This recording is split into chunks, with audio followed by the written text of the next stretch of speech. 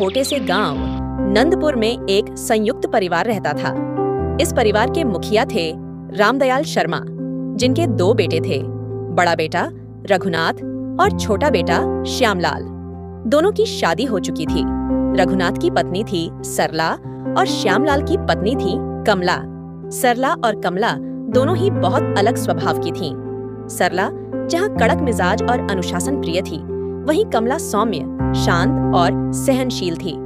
सरला को अपने अधिकारों और जिम्मेदारियों की समझ थी, लेकिन उसमें कभी कभी अहंकार भी झलकता था।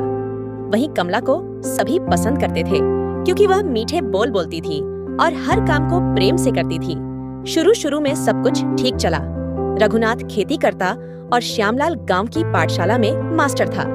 दोनों भाइयों में प्यार था और घर में सरला और कमला मिलकर सारे काम संभालती थीं। सरला उम्र में बड़ी थी, इसलिए अधिकतर निर्णय वही लेती थी। कमला हर बात में उसका साथ देती, कुछ बोलती नहीं। यह बात सरला को पसंद भी थी। धीरे धीरे समय बदला, बच्चों का जन्म हुआ, खर्चे बढ़े, जिम्मेदारियां भी।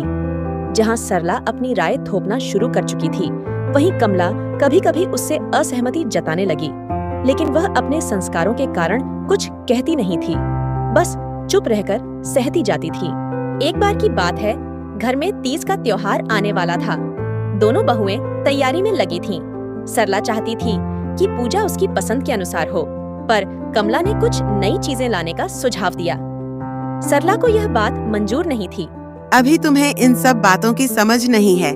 मैं इतने सालों से ये सब कर रही हूँ, तुम बस मेरी मदद करो।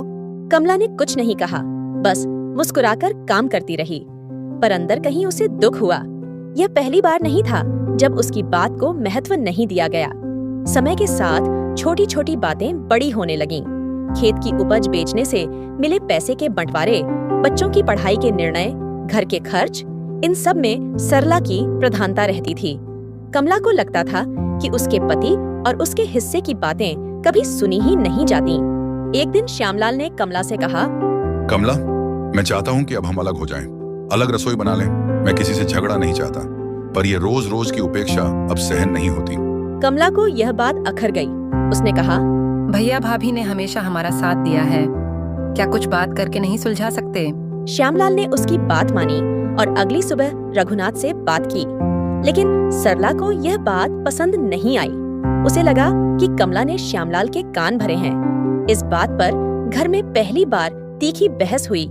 आखिरकार एक दिन घर के 2 चूल्हे हो गए, एक में सरला, रघुनाथ और उनके बच्चे, और दूसरे में कमला, श्यामलाल और उनके बच्चे।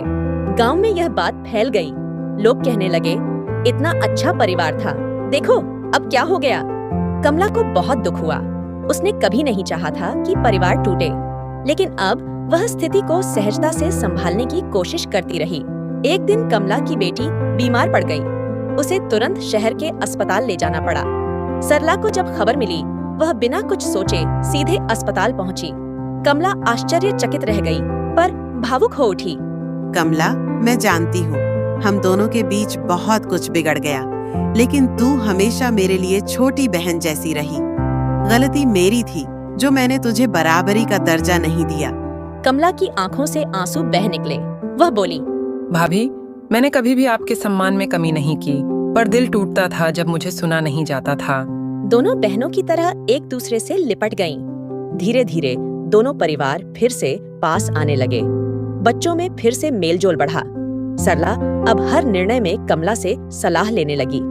खेत की बुआई से लेकर त्योहार की तैयारी तक दोनों बहुएं एक दूसरे की सहयोगी बन गईं। गांव में एक बार फिर लोग कहने लगे, देवरानी जेठानी का ऐसा रिश्ता बहुत कम देखने को मिलता है।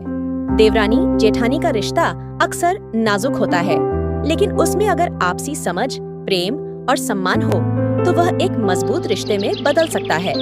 दोस्तों, तो इस तरह की और शानदार और मजेदार कहानियाँ देखने के लिए हमारे इस चैनल को जल्द से जल्द सब्सक्राइब कर लें।